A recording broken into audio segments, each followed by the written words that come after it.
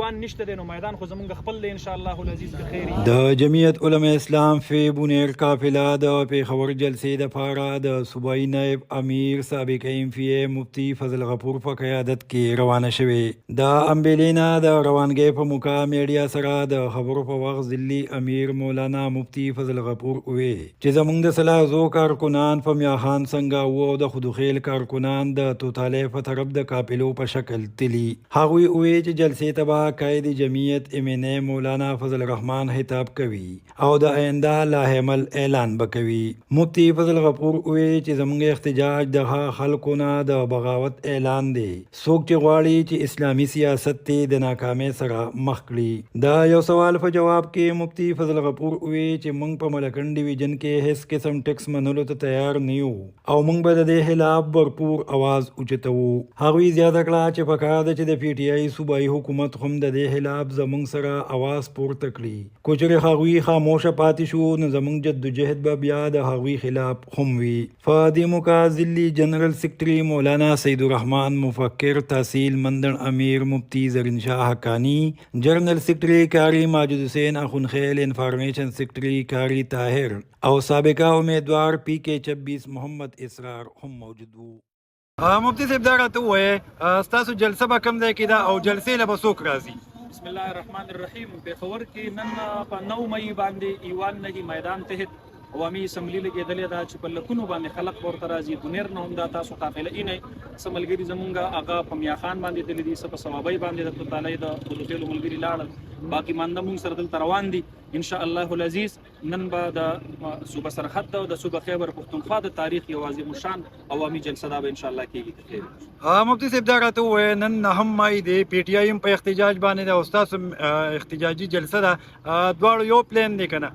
نه، د هغې خپل پارټي دا خپل تحریک دی، زموږ خپل جماعت دی. موږ مخکې هم د دغه جابرانو جبر نه بغاوت کړی، نن هم د هغې جابرانو د جبر نه بغاوت کوو. زمونږ د قائد د حضرت مولانا فضل الرحمن صاحب سټانس په دې ملک کې هغه ټولې دنیا ته ښکاره دی او د هغه وینا دا ده چې پکار دا ده په پاکستان کې واکمن خلق او اختیارمن خلق د خو هم ذمہوار وي او د بدو هم ذمہوار وي. نن کو په دې ملک کې څه معاشي بدحالي روانه ده، حکمران یې نه دی ذمہ دار، حکومت ساز مقتدره ادارې ذمہ داري.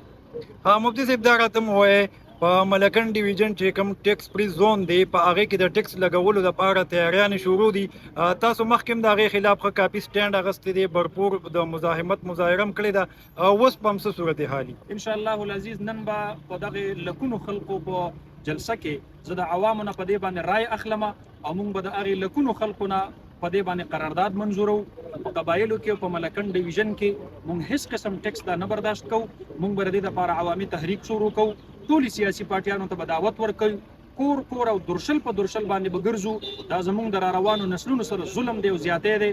کو نن موږ د دې خلاف آواز پورته نه کړو، زموږ اولادونه زموږ بچي به موږ چېرته معاف کړي. په صوبه کې د پاکستان تحریک انصاف حکومت دی، هغې ته څه پیغام ورکوی د دې خلاف؟ پکار دا ده چې هغوی هم زموږ سره په دغه احتجاج کې شریک شي او شامل شي او هغوی هم د دغه ټیکسونو خلاف په ملکن ډیویژن او په قبایلو په هغې کې په حکومتي سطحه باندې چې کوم دی نو هغوی انکار وکړي، ځکه چې ایکسایز اینډ ټیکسیشن ډپارټمنټ دا د صوبایي حکومت ماتحت دی. نو که فرض که هغوی په دې کې مرسته کوي د وفاقي حکومت، بیا به زموږ تحریک د دواړو حکومتونو خلاف وي. ملګري په لاره باندې د درود شریف اهتمام کوئ، د ذکر اذکار اهتمام کوئ. موږ او تاسو چې دا په کوم مهم کې راوتلی یو نو دا د هغې زورورو خلکو د زور او د جبر نه د بغاوت اعلان دی. څوک چې غواړي دا چې په پاکستان کې اسلامي سیاست هغه ناکامۍ سره مخامخ کی، څوک چې د علماو د مذهبي خلکو په ملک کې پارلیماني قوت نه تسلیموي، نو موږ وایو چې پارلیمان ته مو نه پرېږدي. نو که ایوان نشته دی نو میدان خو زمونږ خپل دی ان شاء الله العزیز به خیر. ان شاء الله هغه خلکو ته به مونږ ښایو چې جمعیت علما دا د حضرت شیخ الهند رحمت الله علیه بچي دي او موږ د لوی لوی سپر پاور سره ډغرې وهلې دي.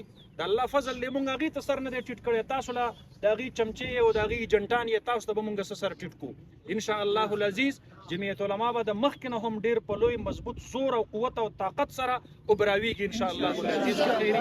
ټولو ملګرو په خدمت کې دا گزارش دی چې په لاره باندې چا پسې نازیبا نارې لګول دا مناسب نه دي او د خپل سفر د امیر چې کوم دی نو اطاعت هغه ضروري دی.